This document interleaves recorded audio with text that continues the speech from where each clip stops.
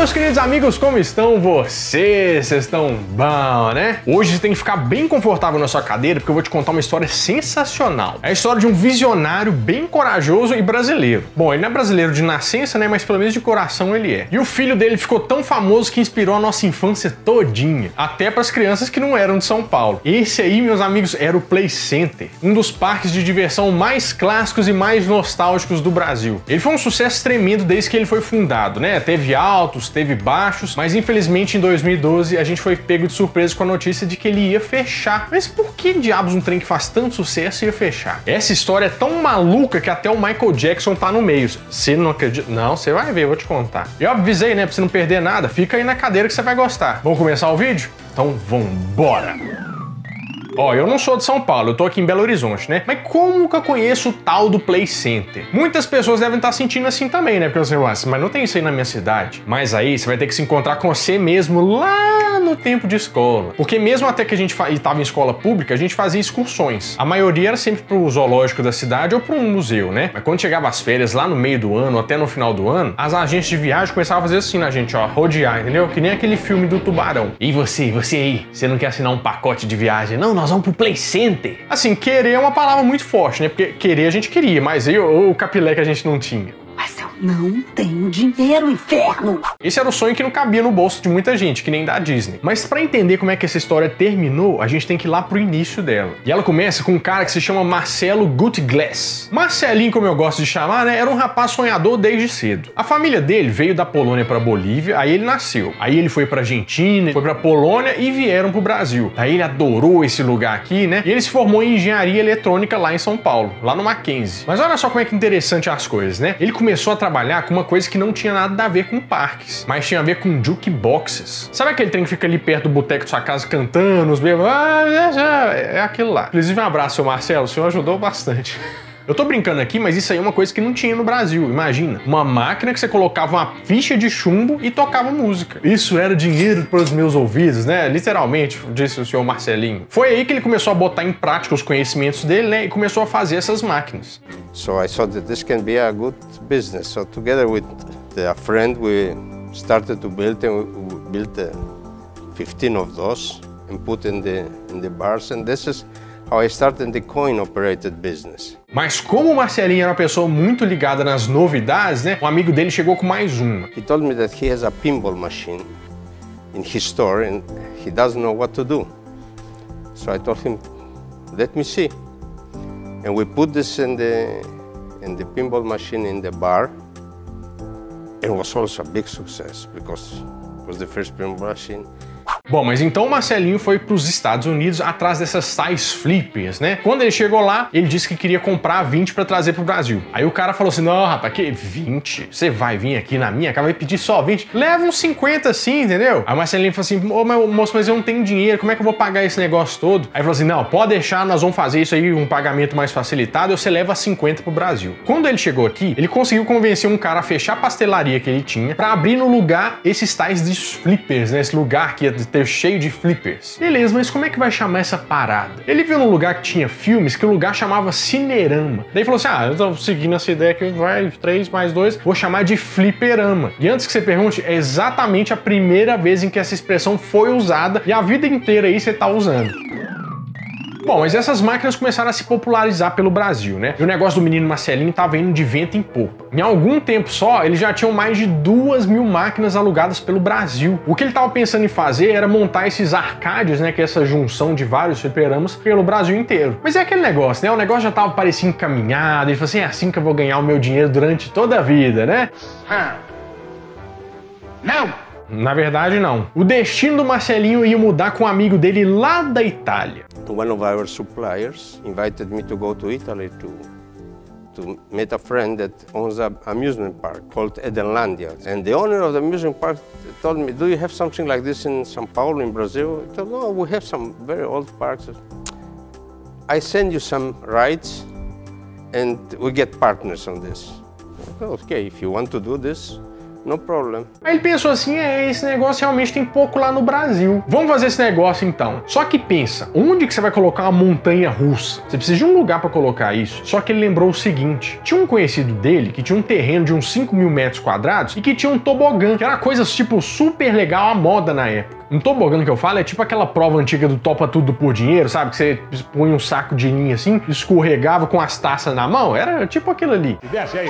Ai, não conseguiu você.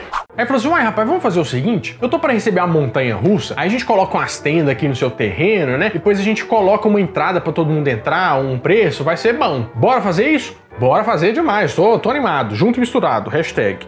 You son of a bitch.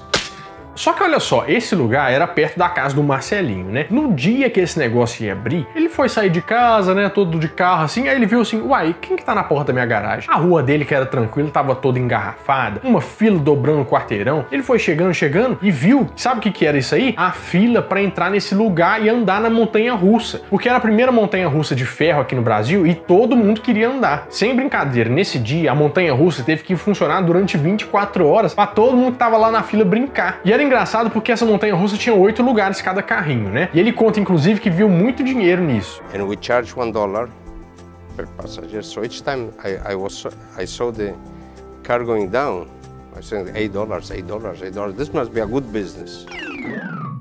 Mas só que passou um tempo, né, e o menino Marcelinho falou assim, rapaz, eu queria arranjar um trem maior, sabe? Às vezes arranjar um terrenão grandão assim, eu montar vários brinquedos, montar um parque mesmo. Foi aí que ele começou a pesquisar os terrenos. Mas você sabe, né, que grande é igual a caro. E em São Paulo ainda, o único lugar que ele achou era um lugar meio mal visto de São Paulo, que era ali na marginal do Rio Tietê. Aí você, uai, mas não tem, né? Vai ter que ser aqui mesmo, não tem jeito. Mas você lembra daquele amigo do tobogã? Ele falou assim, ó, é o seguinte, meu amigo do tobogã, eu quero comprar esse tobogã porque eu gostei muito do nome. E você sabe qual que era o nome do tobogã? Play Center. E foi aí que tudo começou. Esse terreno que ele tava, ele era meio desvalorizado, mas ele era enorme. O dono, inclusive, ofereceu de vender ele por $180 mil.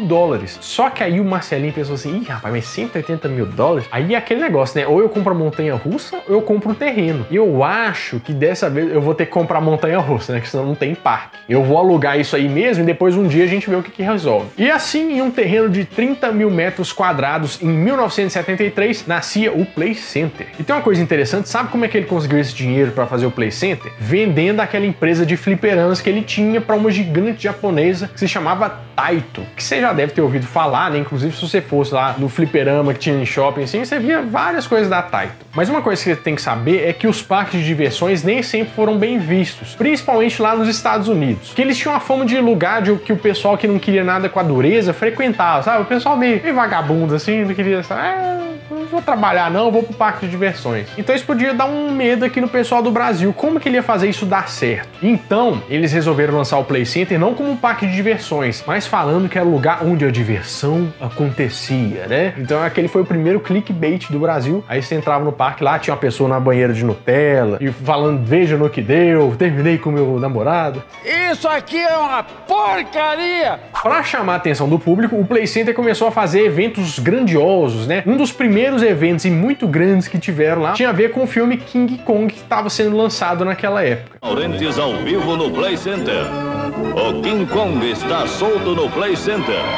Vá sentir de perto todo o terror e emoção do maior monstro do cinema.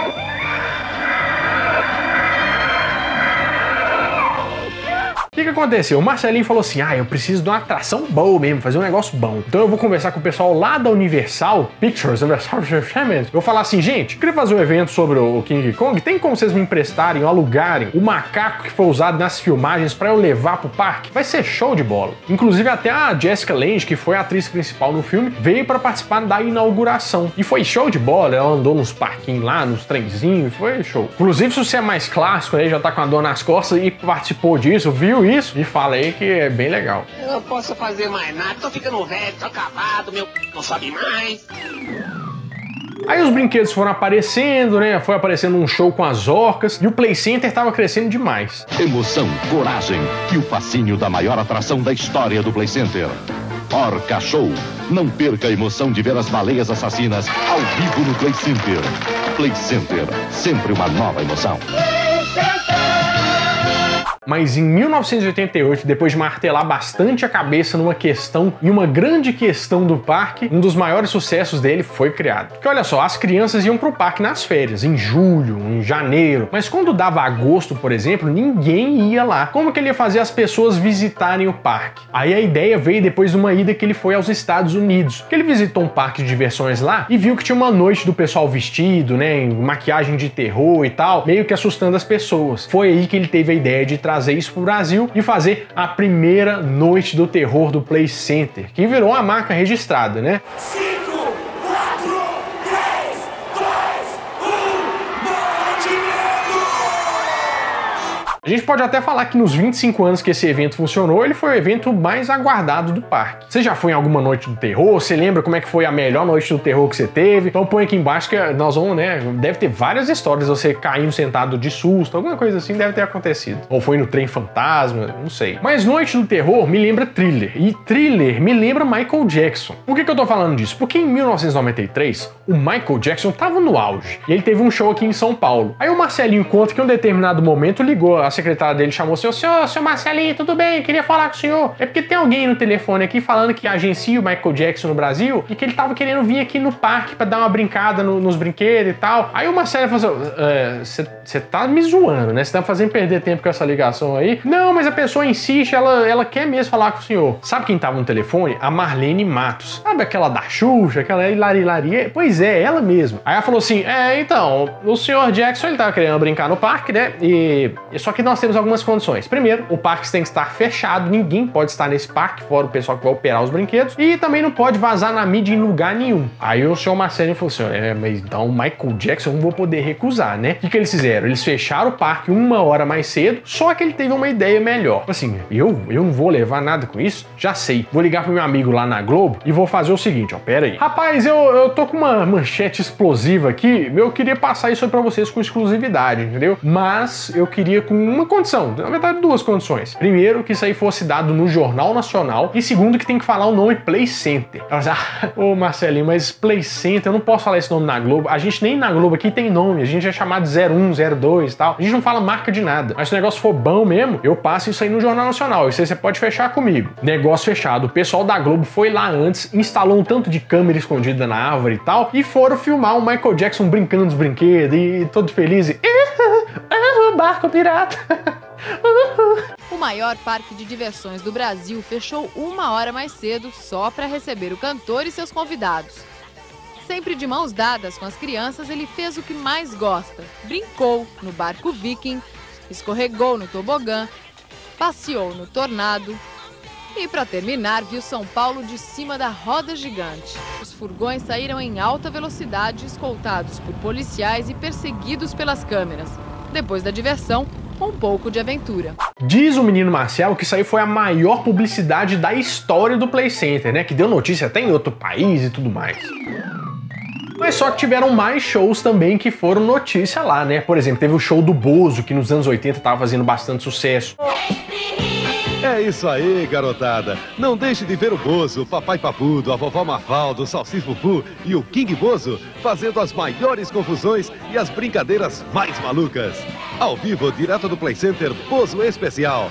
Terça, dia 12 de outubro, Dia da Criança, a partir das 9 da manhã. Teve o show dos Menudos, que era uma febre. Roberto Carlos já tocou lá. Todo mundo na época queria se apresentar lá. Trouxeram, inclusive, até o Uri Geller, que era aquele charlatão que entortava colher, faca. Você lembra? Tipo, é parecido o competidor do Homem do Rá.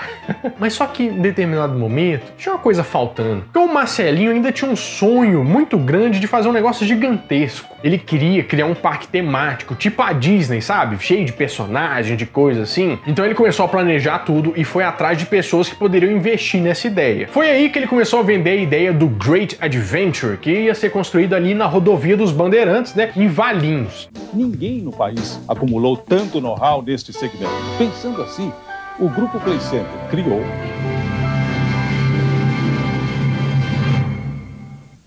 Great Adventure.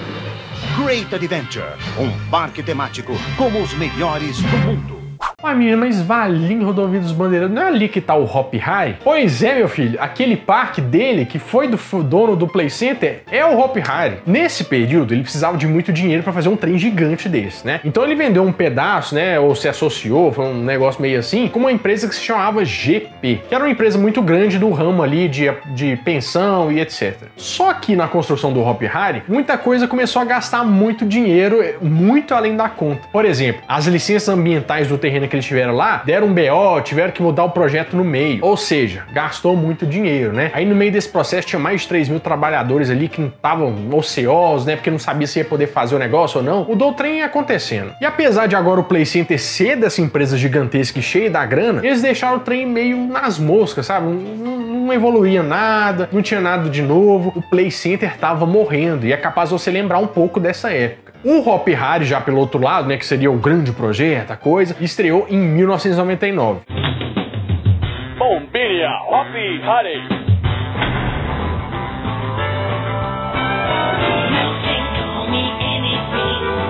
Todo mundo se divertir!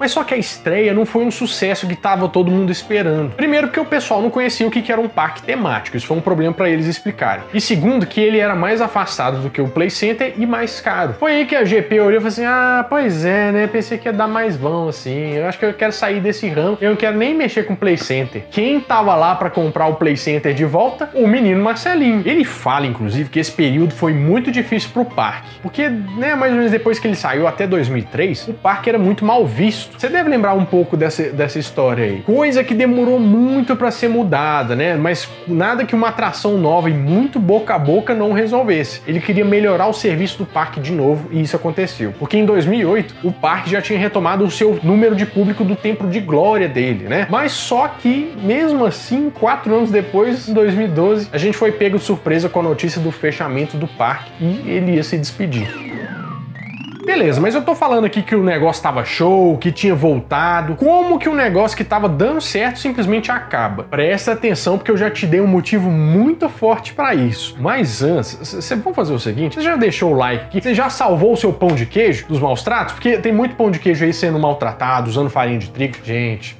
Os pães de queijo estão tão maltratados nesse país, então deixa o seu like que se ajuda a salvar os pães de queijo dos maus tratos e inscreve nesse canal, porque quarta e domingo tem um vídeo quentinho e crocante pra você. Mas olha só, vou te explicar. Você imagina o tanto que não é caro manter um parque de diversões? É bastante dinheiro, né? Imagina se além de pagar as despesas dele, você tem que pagar o aluguel do terreno.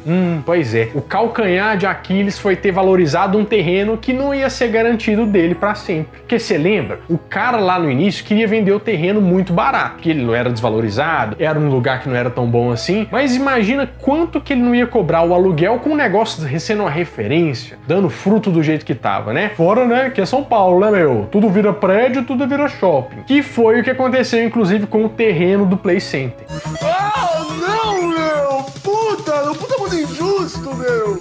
O pessoal ficou em cima dele, mandando proposta e tal, o cara que vendeu deve ter ganhado a grana preta. Outro problema é o nosso país, infelizmente, né? Porque nos anos 90, quando a importação estava mais fácil e o dólar estava mais parecido com o real, era mais fácil trazer as atrações, porque não tem fabricação desses brinquedos aqui. Agora imagina hoje em dia do jeito que a gente tá. Imagina com o dólar assim que cacetada, importar qualquer coisa desse jeito. Aí você tem que cobrar em dólar? Não, você cobra em real, que vale menos. Então não tem como. O que aconteceu? O dono do Play Center resolveu mudar um pouco do plano de ação e foi para os shoppings, com o Play Center Family, que hoje só funciona em São Paulo, mas que eles estão prometendo ganhar o Brasil. Mas sempre fica aquela dúvida e eu tenho certeza que você tá pensando nisso. Mas será que não podia voltar o Play Center de alguma forma? Então, ó, eu tava vendo uma entrevista recente com o senhor Marcelo, né, que já tem 80 anos, mas tá nativa, tá montando projeto e tal, que voltar com o Play Center não é impossível. Só que o problema do terreno atrapalha muito e é bem possível que ele não fosse em São Paulo, mas a possibilidade existe. Mas uma coisa é certa, né? O Play Center acabou fisicamente, mas nunca vai acabar nas memórias de quem viveu os melhores anos da infância nesse lugar. Então me conta aí qual que era o seu brinquedo favorito do Play Center, qual que foi o seu dia mais feliz no Play Center, como é que você acabou conhecendo esse parque de diversões que marcou uma geração. Aqui é o lugar pra você brincar e se divertir. Play Center traz felicidade pra qualquer idade, faz faz você sorrir. Play Center, alegria de ser criança outra vez. Venha passar as suas férias no Play Center. Aqui a diversão não tem idade.